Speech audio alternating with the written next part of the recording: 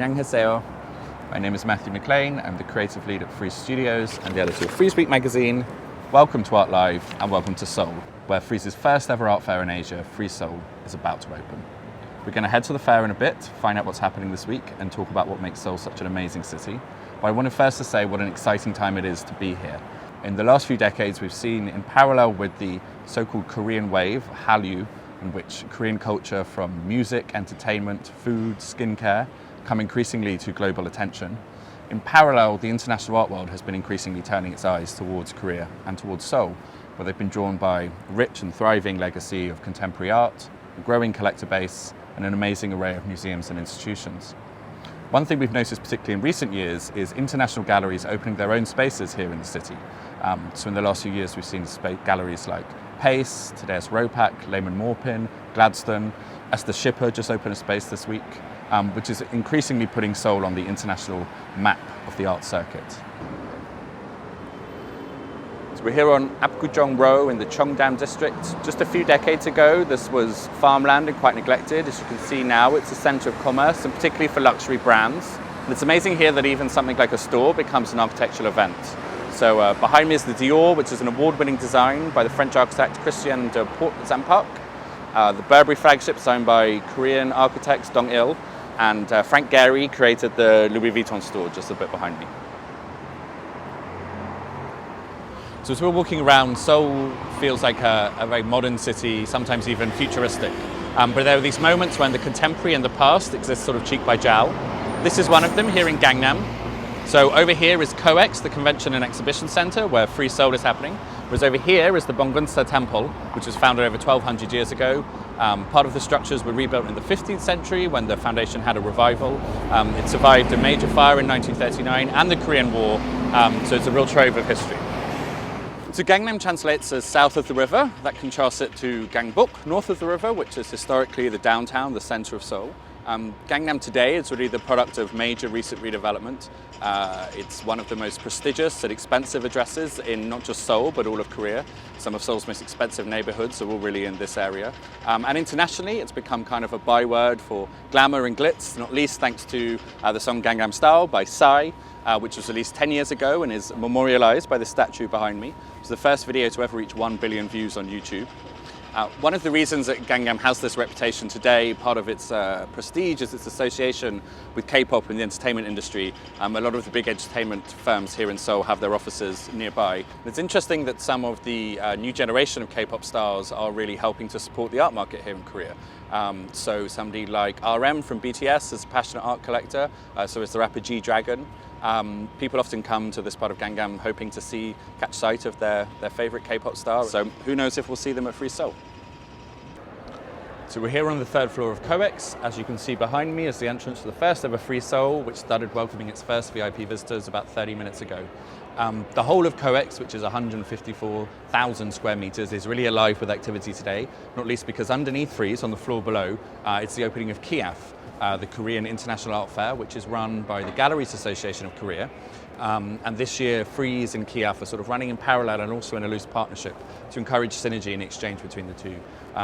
KIAF has been running for 20 years and it's really laid the groundwork for establishing the Korean gallery scene on the global map. It features this year 73 galleries from 11 countries, so with a large focus on Korean-based exhibitors. Whereas here at Frieze, we have 110 exhibitors that come from 21 countries. Come with me and we'll go and explore, as they say here in Seoul, Bali Bali.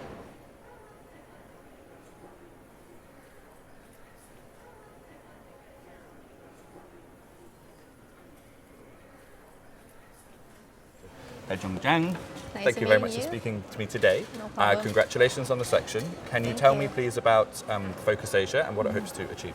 We try to make even broaden that generation, also the place, instead of the converge one tiny concept or identity.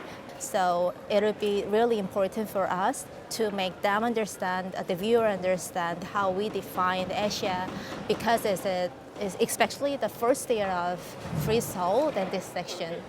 Are there maybe one or two particular presentations in the section that you could pick out to talk about in a bit more detail? The Tabula Rosa gallery represents Lastia Hiap, make a very traditional painting on the wood panel, but it's a shaped panel, so it looks like somehow contemporary. So I really loved her painting.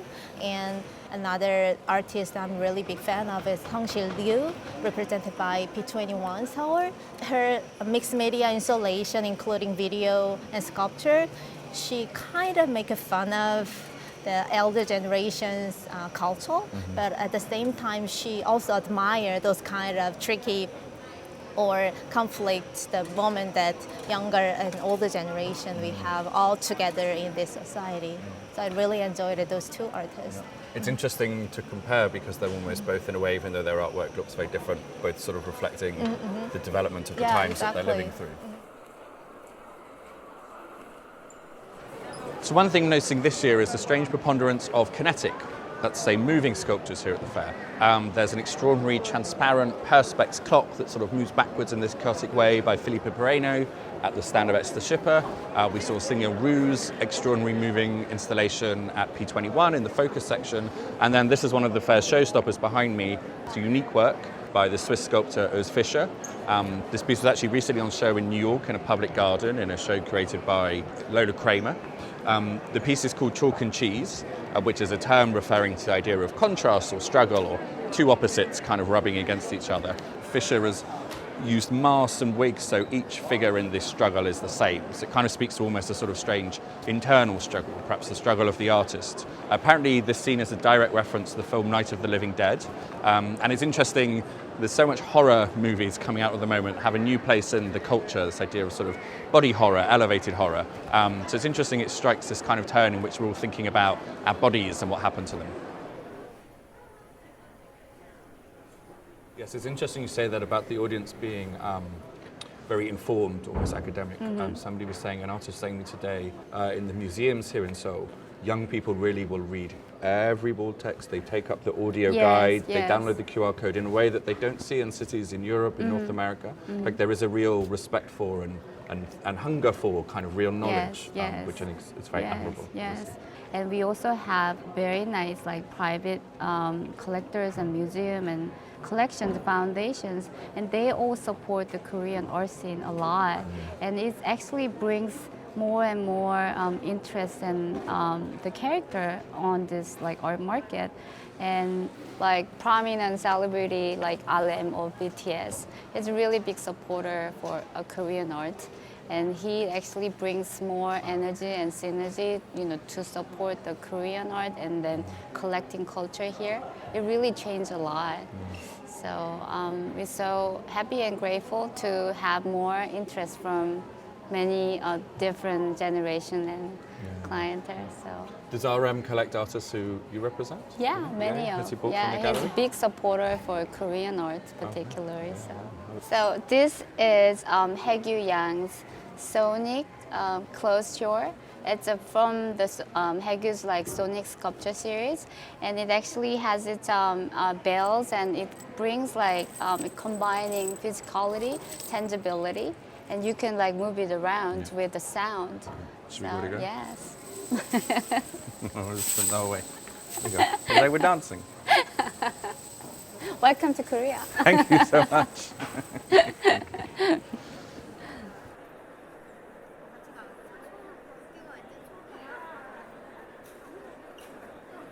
One of your interests is the relationship between national history, national character, and individual life. I wonder if you could expand on that for us, please. I'm a Korean and I live in the UK, but still I am so stick to the Korean identities and some ideologies, and that is a huge accumulation of a long history. So I consider myself kind of the prisoner of some kind of ideological prison. There's no exit to way out.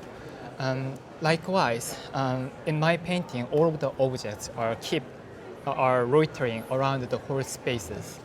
As a result, the whole pieces looks like totally chaotic, and sometimes it looks like a totally abstract. From your perspective, how do you see the relationship between your works and the works that they've been paired with by the gallery, these lightbox terranium sculptures by Max Superschneider? Max Super's sculpture is pretty chaotic and very noisy sculpture. I think that his work is resonating to my work really well. I mean, even though it looks like we shouting each other, but still in the end it feels like kind of harmony.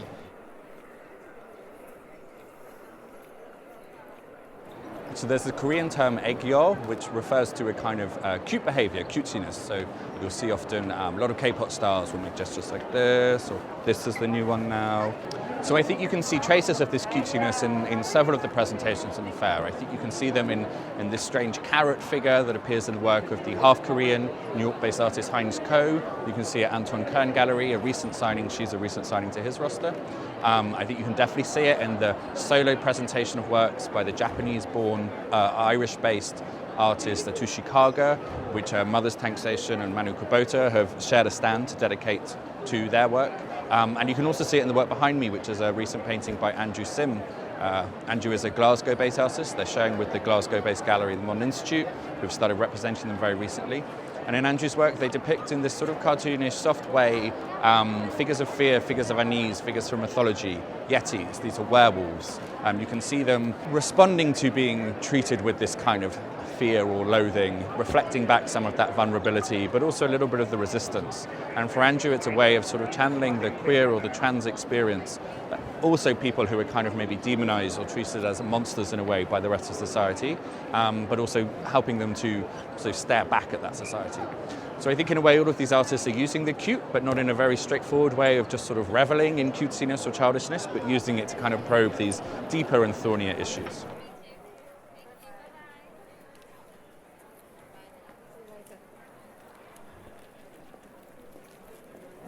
이 프리즈 국제 아트 페어가 한국에서 열렸다라는 것에 대해서 굉장히 반가움을 느끼고 있는 사람 중에 한 사람이고요. 여러 표현법들을 각 나라가 다르게 다양하게 가지고 있다고 생각하지만 그 중에서 이제 한국의 표현법 또 한국인들만이 가지고 있는 어떤 그런 생각, 감정 이런 것들을 굉장히 잘 표현함으로써 보다 넓은, 보다 다양한 국가와 민족들과 소통을 할 수 있는 그 방법 자체가 편안해졌다라는 생각을 좀 많이 하게 됩니다. 그래서 이제 우리가 가지고 있는 것을 세계인들이 함께 즐기고 싶어하고 함께 느끼고 싶어하는 걸로 또 다른 시작의 물살을 타지 않았나 그런 생각을 하기 때문에 보다 더 많은 세계인들과 만날 생각을 하니까 더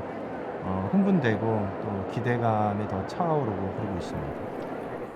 So one thing that makes Frieze Seoul unique amongst all of the Frieze fairs is that it actually contains within it a mini version of Frieze Masters, which is a fair that happens annually in London and is dedicated to historical art.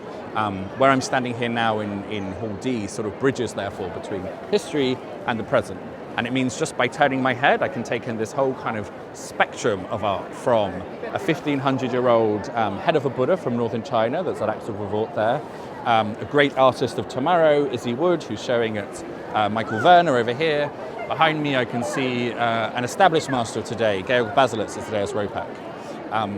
In the same way I feel like the tour today has sort of encompassed so much. We've gone everything from emerging curatorial voices to seeing artistic royalty like Park Si-bo moving around the fair to Hollywood royalty like Jung Jae Lee. It's been quite a trip, but I think this is a point where my trip, at least with you, ends. So I say 감사합니다. Thank you for joining us today for Art Live, and we'll see you for the next one.